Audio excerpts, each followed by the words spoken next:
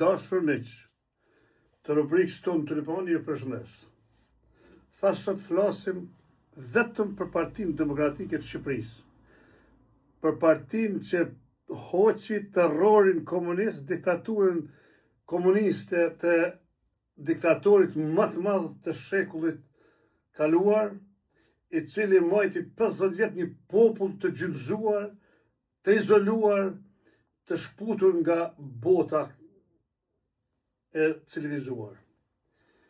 Të dashur miq, po flasim për Partinë Demokratike e cila ndodhet sot në një hap shumë të sigurt për marrjen e pushtetit, për ndërtimin e një Shqipërie të pastër demokratike e sa më të qetë, po puna kryesore është që po flasim sot për Partinë Demokratike, desha të them 3 gjëra.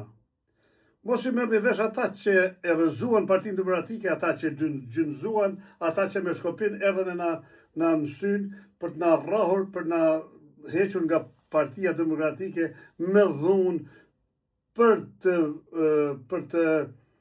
bë shefet e Edi Ramës. 2. Ata që po don të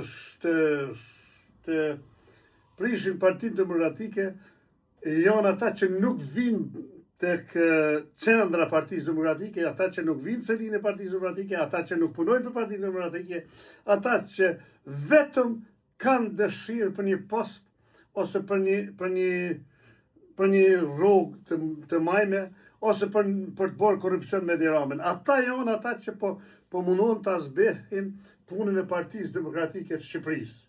Të dashur miq, pra, e para, ata që po mundon të zbejnë Partinë Demokratike janë të ikur e të blerë nga Edi Rama.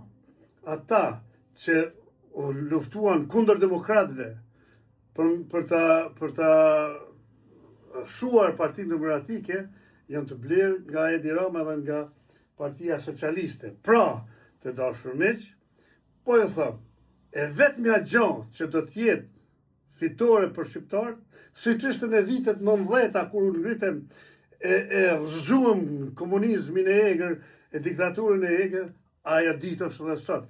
Sot pra, kush është shqiptar, duhet të bashkohet Partisë Demokratike e jo të merret me thashe theme, me fjalë, me bruçulla, me gjonat kota. Fluskat gjithmonë plasin, edhe s'jona si sen, fluska nuk të vret.